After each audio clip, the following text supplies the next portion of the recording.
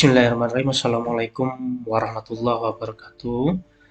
Baik, berjumpa lagi pada kegiatan pembelajaran di kelas statistik pendidikan. Oke, sebelum kita mulai, di sini ada beberapa kasus yang akan kita pelajari pada pertemuan hari ini atau kegiatan pembelajaran hari ini.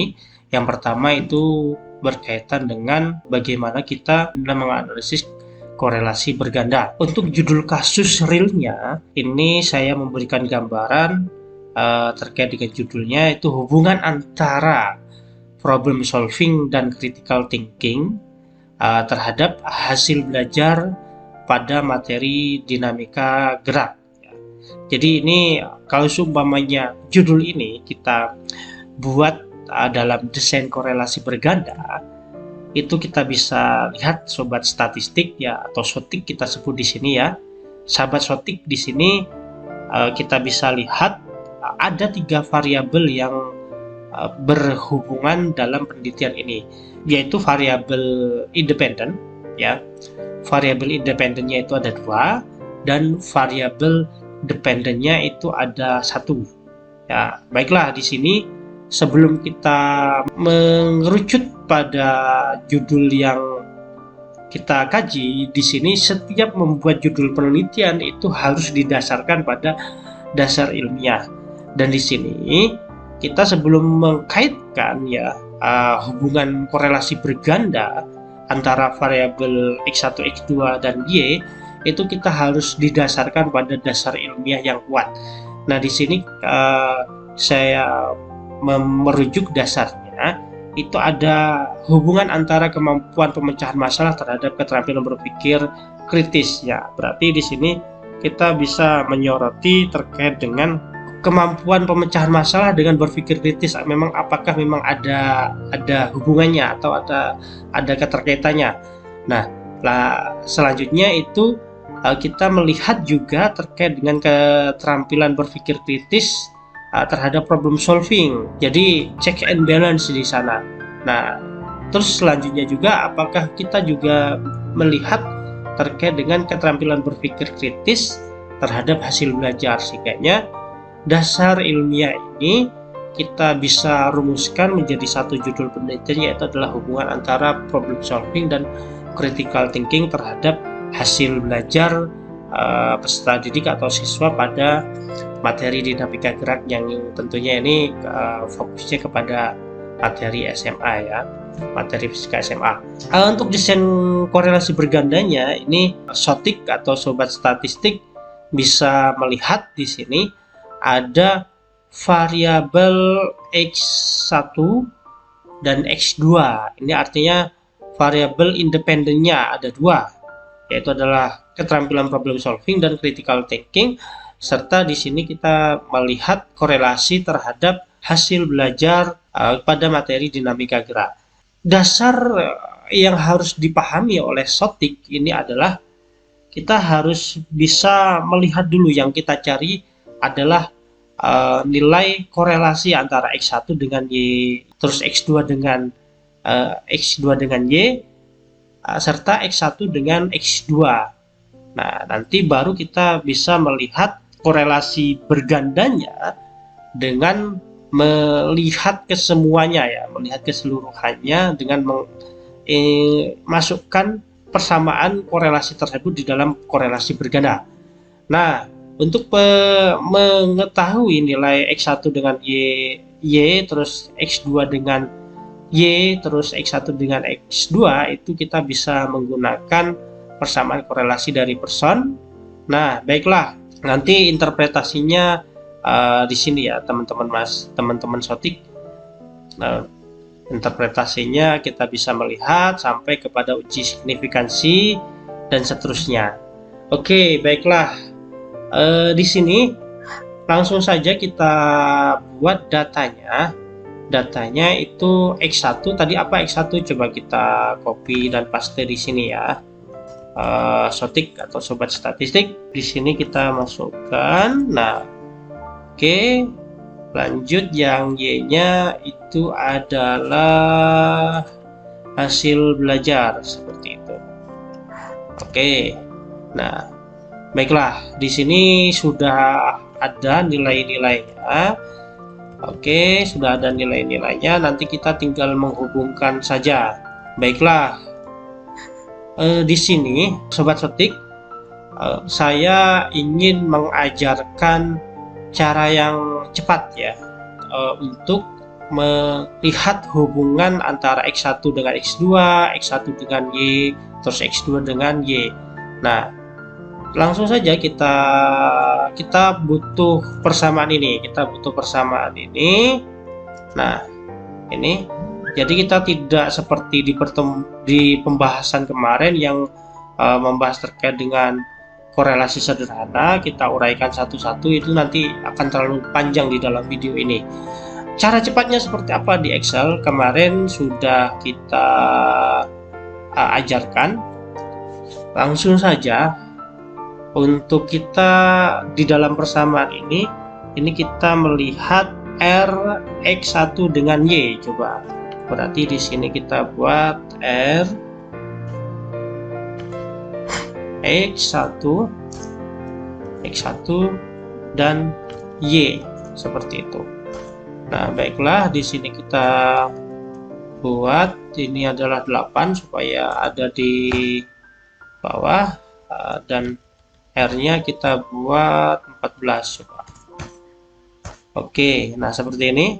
Terus nanti kita copy, kita paste, kita tinggal menggantikan ini sebagai 2 dengan Y, dan kita copy lagi, kita paste, kita ganti yang X ini dengan X ya, ini X2, ini X1 seperti itu. Karena di dalam rumus korelasi berganda yang ditunjukkan di persamaan ini rumusnya membutuhkan besar koefisien ini. Baiklah, langsung saja cara singkat untuk mencari nilai koefisien korelasi pada Excel. Langsung saja, ini Rx1Y berarti langsung saja sama dengan correlate. Nah, ini sudah ada rumusnya. Corel array 1 berarti kan jangan sampai tertukar ya sahabat Sotik. Array 1 itu adalah X1. Nah, enter. Sorry. Nah, terus apalagi di sini kita tidak bisa meng-enter karena di sini ada simbol yang harus kita tulis dulu. Baru kita pindah ke array 2. Seperti ini. Baru kita kasih tutup kurung. Enter. Nah, ini adalah nilai korelasinya. Oke, selanjutnya untuk X2 dengan Y, coba berarti sama dengan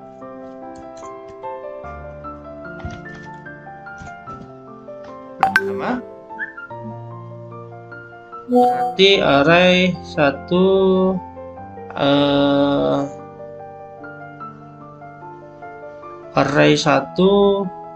bukan array 1 ini ada di X2.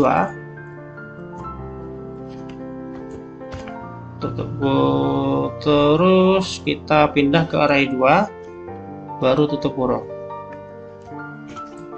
enter, seperti itu ya. Nah, terus di sini Rx1 dengan X2 berarti sama dengan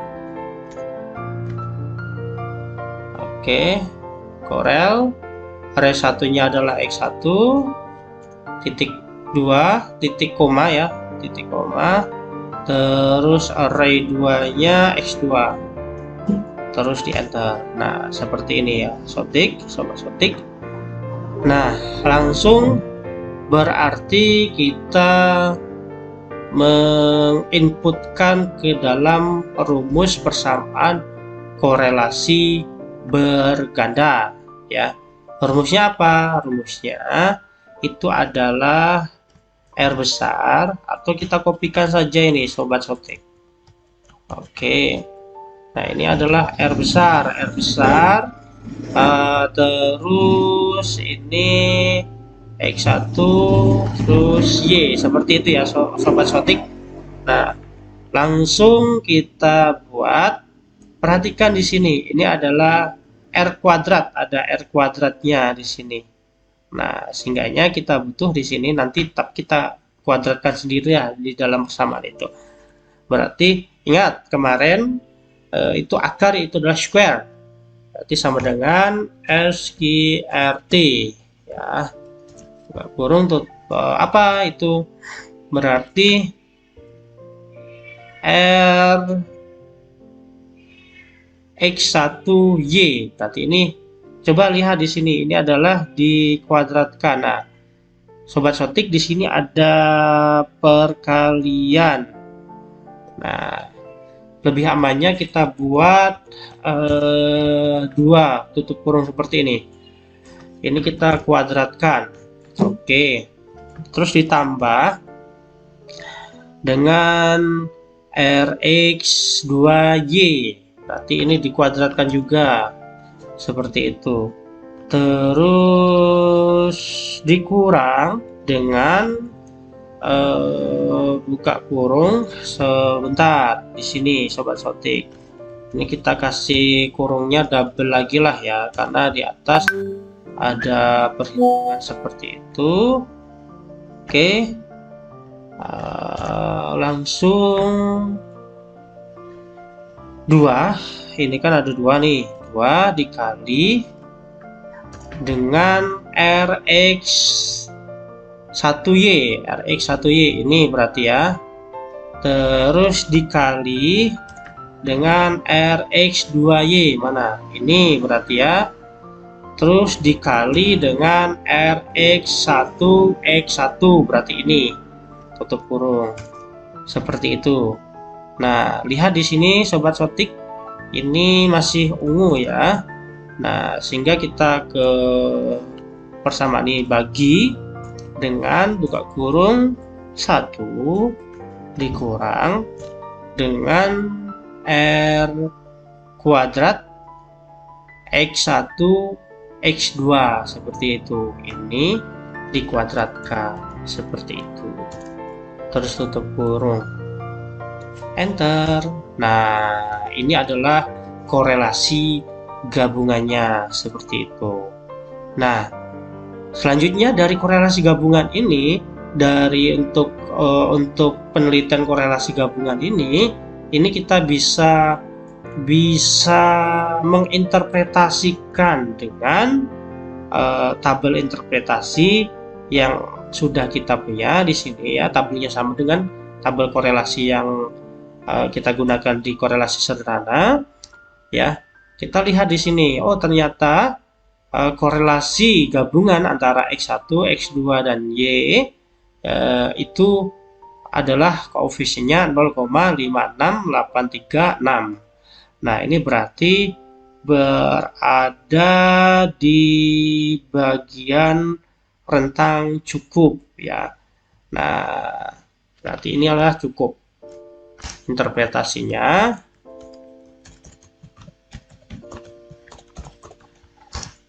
Ini adalah cukup.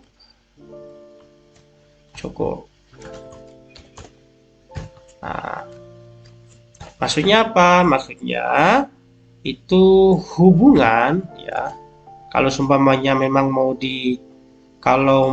dinarasikan ya Sobat Sotik, berarti di sini kita buat hubungan. Oke, seperti ini, slit.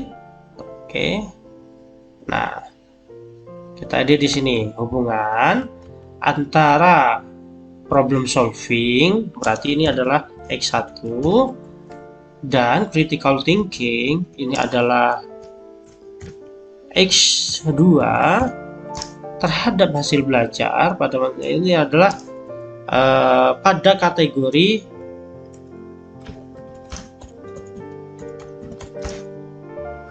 interval cukup. dengan nilai koefisien